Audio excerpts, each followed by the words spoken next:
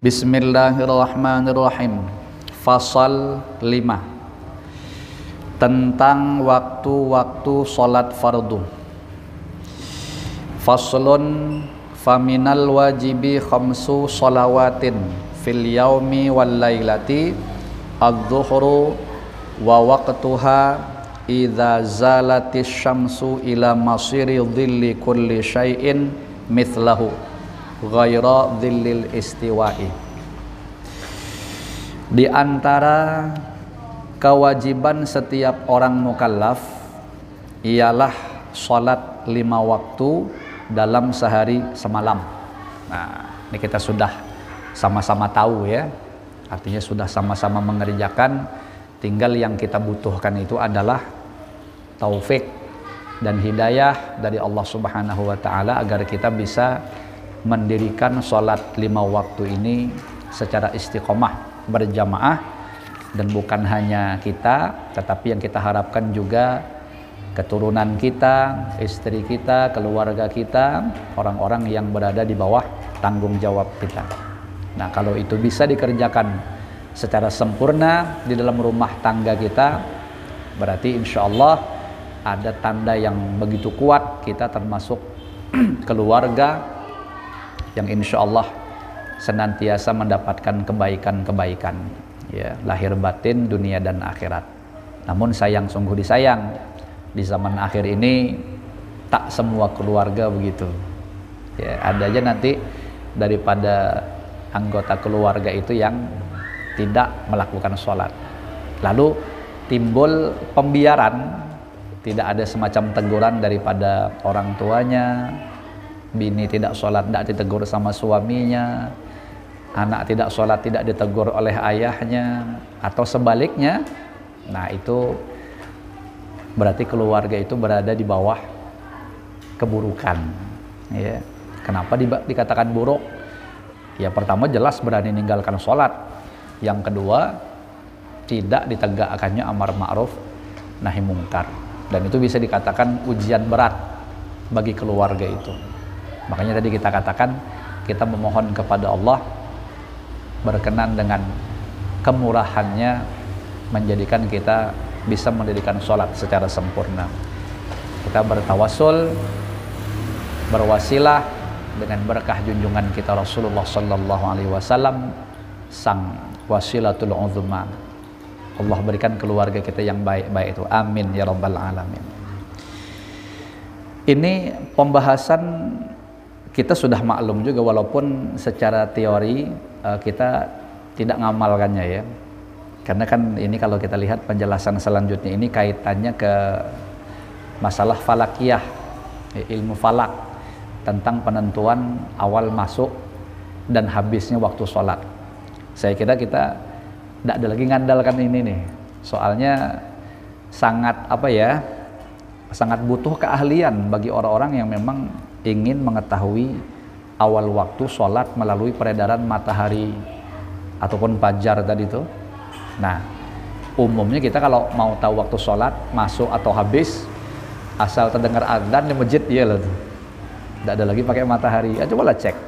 Ya. Pertama, sholat zuhur, lohor bahasa di sini. Waktunya apabila telah tergelincir matahari sampai bayang-bayang sesuatu benda sama dengan bayang-bayang benda itu sendiri. Nah, ini kalau apa bahasa kita? Cara manual kah? Kalau ibaratnya kita tajakkan nih di tengah halaman rumah kita, karena paling berhadapan dengan matahari. Kalau ini umpama panjangnya kita katakan 10 cm. Nah, nanti ketika ini timur mana nih? Kalau barat seakan situ tadi, berarti timur, tenggara, selatan, barat daya, barat laut, utara. Ini kan rasanya kalau begini nih modelnya kiblat kita, insya Allah kalau saya tak keliru ingat, timurnya agak ke sana ya, agak nyerong ke sana dikit. Barat itu ke sana dikit nyerong, karena kan dia ada bergeser sekian derajat menuju arah kiblat. Artinya bergeser ke arah kanan dari arah barat. Kan kiblat kita ini tidak pas di barat nih ya, mesti bergeser, cek lah itu 2 ya Allah 294 apa 293 derajat kalau untuk wilayah Indonesia atau Kabupaten Tanjung Jabung Barat. Cek secara falakiyah. Nah, maksud saya tadi kalau kita nak menentukan waktu zuhur, kalau sesuai dengan pelajaran kita, apabila telah tergelincir matahari. Kalau ibarat tadi ini kita paskan, umpama saja ya, barat tuh di sana, berarti barat tuh di sana, berarti kan kalau matahari ke arah sini sudah nih, ada bayangan sedikit nongol ke timur, ya kan? Nah, itu awal masuk waktu zuhur. Sampai kapan habisnya? Sampai bayangan suatu benda nih, kalau kita katakan tadi 10 cm, panjang bayangan tuh sama dengan panjang benda nih. Berarti timbul bayangan 10 cm. Kenapa? Karena bayangannya sama panjang bendanya sama. Habis masuk zuhur. Nah, saya mau tanya, kira-kira bapak-bapak pengen mengetahui awal waktu sholat, awal waktu sampai keluar, ada tidak mengandalkan bayangannya? Tidak ada. Betul kan? Itu kita bilang tadi, asal sudah masuk julak adul kaum, misalnya julak adul kaum sini siapa? Siapa yang azan masuklah tuh waktu. Nah, biasa gitu yang kita andalkan, tidak ada lagi pakai sinar-sinar matahari itu. Ya, tapi ini bukan berarti tidak bermanfaat. Nanti ada kasus-kasus tertentu yang akan bisa tetap kita andalkan, kita pakai gitu ya. Mungkin pas tidak ada jam, kita lagi ada di luar kota, misalnya jam tidak ada. Nah, itu bisalah kita mengandalkan matahari. Ini kalau siang masih nyaman lah, yang susah tuh malam. Maksudnya menentukan awal waktu Isya. Kalau awal waktu Isya, asal safakul ahmar, mega merah itu hilang, mungkin bisa kita tebak-tebak. Yang lebih sulit itu subuh. Nah, kalau subuh itu penentuan fajar shadiq, mengamati kondisi langit, ada bayangan fajar kadzib terlebih dahulu yang sifatnya itu vertikal, naik ke atas. Hilang, baru berganti ada semacam biasan cahaya secara horizontal atau melebar, ya. Nah, itu kalau tidak ada orang-orang yang paham, payah nentukannya. Nah, payah nentukannya. Lagi-lagi kita seakan-akan memang kalau memang orang punya keahlian ilmu falak, ya happy-happy saja beliau memang ahli. Kalau model macam-macam kita nih orang awam, betul-betul cuma tebak-tebakan aja jadinya, ya. Tapi untung ada jam tadi itu, akhirnya lebih memudahkan cara kita untuk mengetahui. Ini pun kadang-kadang jam bisa juga konslet, ya, habis baterainya kok ada bergerak-gerak, perasaan masih jam 3 subuh, padahal sudah jam 5 dah, lagi bermasalah lagi jadinya. Kemudian sholat asar, wal asru wa waktuha, mohon maaf belum selesai tadi ya, sampai bayang-bayang suatu benda sama dengan bayang-bayang itu sendiri selain bayang-bayang istiwa. Bayang-bayang istiwa itu maksudnya kalau tadi ditajakkan persis matahari itu seakan-akan akan ada di tengah, di atas, bayangan suatu benda itu persis di bawahnya, ya, di bawahnya nian. Nah, itu namanya bayang-bayang istiwa. Itu belum lagi masuk daripada waktu zuhur. Tapi itu tidak ada lama, tidak biasanya sedikit sudah nongol tuh bayangan masuk waktu zuhur. Yang kedua, wa waktuha wal asru wa waktuha min ba'di waqti zuhri ila maghribi syamsi, yaitu setelah sholat asar waktunya sesudah habis waktu zuhur sampai terbenamnya matahari. Ini coba ya pakai logika, maksudnya pakai logika kita. Kalau tadi disebut bayangan suatu benda ini 10 cm, lalu timbul lagi bayangan 10 cm sesuai dengan apa namanya tinggi benda nih, sampai di situ waktu zuhur dah. Nah, berarti kalau sudah melewati itu sedikit, anggaplah kita katakan berpanjang 5 cm, mestinya sudah masuk waktu asar. Tapi coba praktekkanlah besok. Insya Allah waktu asar kalau sekarang ini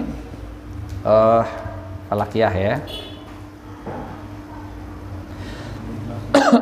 Berapa catatannya? 15.36. Saya cek. Ya, kurang lebih segitu. Kalau di sini 15.38 malah. Anggaplah 15.36. Coba nanti diperhatikan bayangan matahari di jam 15.36 itu. Nah, sore-sore itu asar kalau sembahyang sini.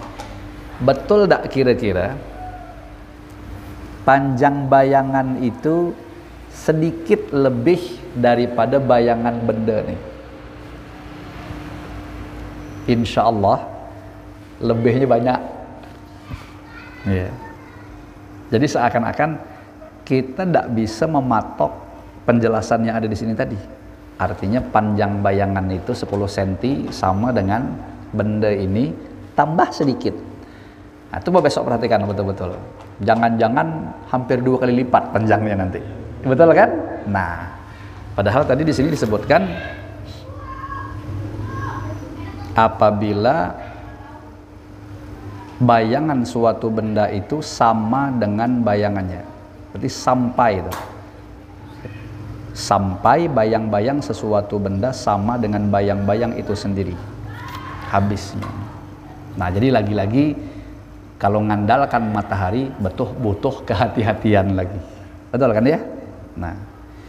Kemudian yang ketiga, wal maghribu wa waqtuha min ba'di maghribi syamsi ila maghribi syafaqil ahmar. Salat maghrib waktunya sesudah terbenam matahari sampai terbenam mega merah. Memang kita saksikan tuh, kalau matahari terbenam syafaqul ahmar, ada mega merah itu di langit sebelah barat, itu menguat. Nah, kalau kita ngukur pakai waktu jam, boleh dicek, itu biasanya waktu maghrib itu durasinya antara 1 jam 10 atau 1 jam 1/4. Kita cek. Di sini tadi asar 15, mohon maaf, maghrib 18:14 ya, 16. Maghrib 18. Oke. Secara logika nanti isya-nya jam berapa? 19. Nah, berapa selisih waktu tuh? Sejam berapa? 14 menit kan? Nah, berarti waktunya kurang lebih 1 jam 14 menit dah. Sama dengan mengatakan 1 jam 1/4. Kurang lebih. Betul ya? Nah, sekarang kalau mau ngecek awal waktu maghrib, kita tengok apa namanya tuh, Syafaqul ahmar tadi, mega merah itu. Lalu kemudian cek sampai hilangnya Syafaqul ahmar tuh, mega merah tuh. Ada tak kira-kira durasinya 1 jam 14 menit tadi? Tidak sampai kan? Nah, logikanya kalau ngikut keterangan yang ada di sini, berarti waktu maghrib tuh sangat pendek. Betul ya? Nah, itu lagi-lagi butuh kehati-hatian. Jadi sangat pendek sekali berarti. Kalau kita tidak mengandalkan matahari kan, pokoknya asal belum sampai berapa tadi? 19:36 ya? 26, pasti orang masih mau mengerjakan sholat maghrib, masih bisa kan? Nah, artinya orang pun tidak akan berani mengumandangkan adzan isya. Soalnya belum, ya kan? Kalau sudah dianya 18:26, baru dia berani tadi mengumandangkan adzan isya. 19 ya, 19:26 ya. Nah, itu. Itulah tadi itu. Ya. Kemudian yang terakhir, sholat isya lagi. Wal isya'u wa waqtuha min ba'di waqtil maghribi ila tulu'il fajri shadiqi. Sholat isya waktunya sesudah habis waktu maghrib tadi sampai terbit fajar shadiq. Nah, ini ya, fajar shadiq bahasanya. Sekarang kita kalau ngandalkan falakiyah macam orang ke kelas kita nih, macam mana kita nak tahu itu fajar shadiq apa fajar kadzib?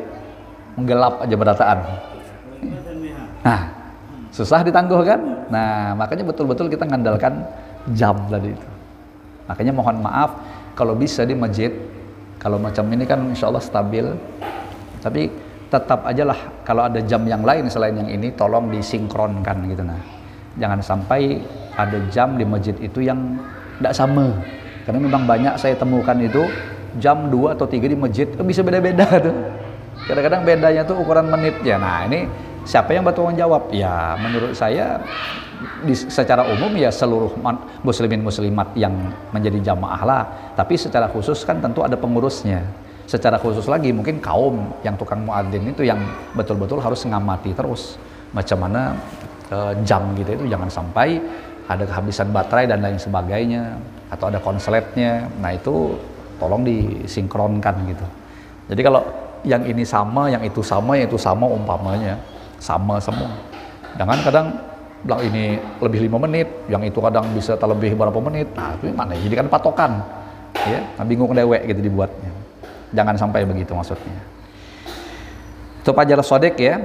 Kemudian kalau bahasa Fajar Shadiq di sini berarti 4 berapa subuh? 46. Nah, itulah seakan-akan anunya subuhnya tuh yang jadikan acuan orang azan. Was-subhu wa waqtuha min ba'di waqtil isya'i ila tulu'i syamsi. Salat subuh yang kelima, waktunya sesudah habis waktu isya sampai terbit matahari. Ya, habis waktu isya itu ya maksudnya ya Fajar Shadiq tadi mulainya sampai terbit matahari. Nah, coba perhatikan lagi. Subuh ini hampir mirip kayak maghrib. Dia punya durasi dari awal adzan tuh, dari terbit Fajar Shadiq antara 1 jam 10 atau 1 jam 1/4 jam. Betul tak? Di situ terbit jam subuh jam berapa tadi? 14 pula 4:46. Anunya keluarnya 5 berapa tuh terbit? Ada tak keterangan? Tidak ada ya? Tidak ada. Pokoknya hampir mirip maghrib. 1 jam 10 atau 1 jam 1/4 durasi waktunya itu. Jadi kalau misalnya kita berpatok jam kita sama dengan ini masjid nih, ya, kita lihat, kita misalnya bangunnya agak lambat. Sekali kita bangun, anggaplah kita katakan jam 5.30. Jam 5.30. Berarti sisa berapa tuh? Menuju 1 jam 1/4 gitu. Karena awal masuk tadi jam 4.46. Nah, kalau jam 5.30 berarti sisa berapa lah gitu. Maksud saya, kalau memang bangunnya kelambatan seperti itu tapi langsung bisa berwudu dengan cepat, berarti kita masih bisa melaksanakan sholat subuh di dalam waktu. Nangkap ya? Oke, kira-kira seperti itu. Waktunya saya ulangi, Fajar Shadiq itu ada 2 macam. Mohon maaf, Fajar itu ada 2 macam. Yaitu A, Fajar Kadzib, yaitu cahaya yang membentang di sebelah timur dari bawah ke atas. Itu yang tadi saya katakan vertikal. Jadi cahaya itu kalau kita amati seakan-akan kayak naik lurus gitu. Sebelum Fajar Shadiq, artinya sebelum subuh nih kejadiannya tuh Fajar Kadzib tuh. Di mana matahari masih sangat jauh dari kita. Sehingga tadi cahayanya kayaknya nembak ke atas. Itu Fajar Kadzib, belum subuh. Nah yang B, Fajar Shadiq, sudah masuk waktu subuh. Macam mana ciri-cirinya? Yaitu cahaya yang membentang di sebelah timur dari arah selatan ke utara. Cahaya tersebut ialah cahaya sinar matahari yang masih terhalang oleh bumi, namun sudah dekat pada kita. Jadi kayaknya macam ada, dari mana tadi bahasanya, dari selatan ke utara. Timur tenggara selatan, berarti seakan-akan kalau ibarat sana timur dia kayak gini, horizontal. Nah yang bisa mengamati itu tentu ya orang-orang yang paham falak. Kalau tidak sama aja, payah nak menciri-cirinya. Ya. Fatajibu hadhil furudu fi awqatiha ala kulli muslimin balighin aqilin tahirin fayahrumu taqdimuha ala waqtiha wa ta'khiruha anhu li ghairi udhrin. Wajib melaksanakan sholat fardu tepat pada waktunya yang telah ditetapkan atas setiap muslim yang telah baligh, berakal, lagi suci dari haid dan nifas. Mendahulukan waktunya atau terlambat, maksudnya mengakhirkan, melebih daripada batas yang ditentukan tadi, maka hukumnya haram. Kecuali berhalangan, artinya ada uzur seperti tertidur dan atau terlupa. Dan ini mesti sifatnya jarang, qalil, ya. Kalau hari-hari macam itu bukan udzur lagi, memang istiqomah, ya. Orang yang sengaja melalaikan sholat dosanya besar, jelas, ya, sangat masyhur dalil-dalilnya. Firman Allah Ta'ala, fawailul lil musallin alladzina hum an sholatihim sahun. Surah Al-Ma'un ayat 4 dan 5. Neraka wail, di sini diterjemahkan dengan bahasa neraka wail, satu jurang. Wail itu yang ada di dalam neraka jahanam, yang saking panasnya itu neraka jahanam pun berlindung kepada Allah dari wail itu tadi. Tapi ulama ahli tafsir lain mengatakan wail itu kecelakaan, ya, celaka istilahnya gitu. Terjemahnya itu dengan bahasa celaka. Syadudil iqab, siksa yang sangat pedih maksudnya wail itu. Nah, di sini disebut terjemahnya neraka wail yang dipilih. Neraka wail diperuntukkan bagi orang-orang yang mengerjakan sholat, yaitu mereka yang sering melalaikan, maksudnya melupakan sholatnya sampai melewati batas waktunya. Artinya waktunya tak keluarlah, bahasa kita begitu, ya, daripada yang ditentu-tentukan tadi itu. Fa in tara amaniun ka haidin ba'da ma madha min waqtiha ma yasauha wa tuhriha linahwi salisin lazimahu qada'uha. Nah, di sini ada pembahasan datangnya halangan. Nanti akan ada di ujung perbedaan antara datang dan berhenti. Nah, mohon disimak secara cermat. Kalau bagi yang sudah sering belajar dan memahaminya, insyaallah pahamlah sudah. Paling-paling butuh kemantapan lagi. Bagi kita yang sudah tahu ya butuh kemantapan, yang belum tahu inilah ilmu nih. Kalau ada sesuatu yang menghalangi sholat, maksudnya datang sesuatu yang menghalangi sholat, keabsahan sholat. Misalnya di sini haid. Kapan datangnya? Setelah melewati waktunya yang cukup untuk mengerjakan sholat dan bersucinya seperti orang yang beser. Jadi sholat sekaligus bersucinya, wudhu maksudnya. Orang yang beser itu selalu keluar kencing, makanya dia tuh, si orang yang beser itu tidak mungkin boleh berwudhu sebelum masuk waktu. Mesti dia butuh waktu durasi untuk berwudhu. Kita katakanlah wudhu ini 5 menit dah. Oke. Kalau sholat berapa zuhur? 8 menit lah dah, atau 7 menit.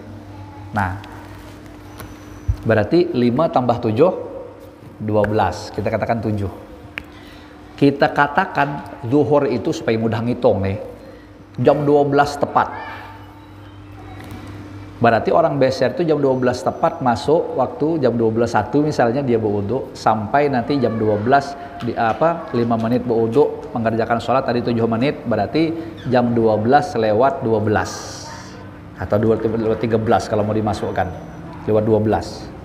Nah, ternyata kita sambung pelajaran baca tadi, maka wajib mengqadha'nya. Artinya apabila si perempuan ini datang darah haid, sementara waktu sholat itu tadi mulai jam 12, rupanya dia masih beleha-leha gitu, masih belum mengerjakan di awal waktu, sampai jam 12 lewat 12 atau 12 lewat 13 datang haid, maka dia belum mengerjakan nih sholat zuhur, wajib di qadha. Kenapa? Karena 12 menit itu bagi orang beser cukup untuk berwudu dan sholat. Oke. Maka wajib mengqadha'nya. Nah, di sini beliau contohkan, misalnya waktu zuhur itu pukul 12, lalu tiba-tiba pukul 12.15 keluar haid atau gila, termasuk penghalang juga adalah gila. Maka apabila haidnya telah selesai atau gilanya telah sembuh, maka sholat zuhur itu wajib diqadha. Sebab waktu 15 menit itu cukup untuk berwudu dan mengerjakan sholat zuhur bagi yang beser tadi. Beda kalau haidnya datang jam 12 lewat 5 menit. 5 menit tidak cukup untuk berwudu dan tidak cukup untuk sholat. Berarti duhur tidak wajib di qadha. Nangkap ya? Oke. Ini tadi kisahnya kalau penghalangnya datang di awal waktu. Nah, selanjutnya membahas tentang penghalangnya ini berhenti di akhir waktu. Nanti ada hukum yang berbeda antara dia datang tadi dengan dia berhenti. Di mana perbedaannya? Kita lihat. Auzalal mani'u wa qad baqiya minal waqti qadru takbiratin lazimathu wa kadza ma qablaha in jumi'at ma'aha. Atau hilang penghalang, misalnya orang gila yang mendadak sembuh, atau wanita haid mendadak kering, maksudnya berhenti darahnya, orang mabuk mendadak sadar dan sebagainya. Nah, kapan tuh? Pada waktu sholat fardu hampir habis, selama waktu membaca takbiratul ihram. Maksudnya waktu mau habis ini, menuju habisnya itu cukup waktunya takbiratul ihram, bukan wudhu sama sholat, tapi cukup takbiratul ihram. Nah, misalnya tadi buat sama beliau, waktu zuhur itu berakhir pada pukul 15, sedangkan orang yang sadar dari mabuk itu atau gila atau haid tadi berhenti darahnya misalnya pada pukul 14.58. Berarti sisa berapa tuh? Sisa 2 menit. Betul ya? Sisa 2 menit. Nah, di mana waktu zuhur hanya 2 menit lagi dan hanya cukup untuk membaca takbiratul ihram. Jelaslah siapa yang mau yang takbiratul ihram, tidak ada yang 2 menit. Paling beberapa detik cuman malah. Iya. Nah, maka sholat zuhur itu wajib diqadha dan wajib mengqadha sholat yang sebelumnya. Sebenarnya contoh kalau sebelumnya maksudnya zuhur arah ke sebelumnya subuh, itu insya Allah salah menurut saya. Soalnya tidak bisa dijamak. Yang nyaman itu contohnya di sini bukan zuhur, tapi asar. Nah, kalau kita katakanlah asar itu habisnya jam 6. Berarti jam 6 itu masuk waktu maghrib. Di sini ada enggak penjelasannya? Nah, nanti dibuat beliau contoh lagi nih, ya. Di sini kan kalau kita baca apa adanya, sholat zuhur itu wajib diqadha dan wajib mengqadha sholat yang sebelumnya kalau boleh dijamak beserta sholat itu. Secara logika, kalau tadi kasusnya zuhur, sebelumnya adalah subuh, ternyata subuh tidak boleh diqadha, maksudnya tidak wajib diqadha. Kenapa? Karena memang tidak bisa dijamak sama zuhurnya, ya kan? Nah, contohnya waktu asar berakhir pada pukul 17.50, sedangkan selesai haid atau orang yang mabuk itu sadar pada pukul 17.48, sama sisa 2 menit, sehingga masih ada waktu 2 menit. Sisa waktu tersebut cukup untuk membaca takbiratul ihram. Maka sholat asar itu wajib diqadha berikut sholat zuhurnya. Sebab sholat zuhur boleh dijamak, artinya bisa dijamak sama asarnya. Jadi kalau penentuan awal waktu tadi penghalangnya datang, harus ada bahasa waktu cukup untuk bersuci dan sholat, yang kita kira-kirakan tadi 12 menit. Tapi kalau untuk kasus penghalangnya berhenti, itu tidak kayak di awal tadi, tapi yang jadi patokannya cuman takbiratul ihram. Sedangkan takbiratul ihram itu cuman dikerjakan antara beberapa detik, 3 detikan cuman paling-paling. Allahu Akbar, begitu kan? Tidak ada sampai 2 menit dari itu. Nah, jadi asal dia waktu semenit aja misalnya, semenit aja sisa waktu cukup Allahu Akbar, berarti wajiblah mengqadai sholat itu dan sholat sebelumnya apabila bisa dijamak. Dari sini sebelum saya masuk pasal 6, ada pertanyaan. Pasal 6 nanti itu mudah-mudahan yang seada-ada nih tadi dijadikan oleh Allah Subhanahu wa taala menjadi ilmu nafi', manfaat berkah dunia akhirat untuk kita semua. Amin.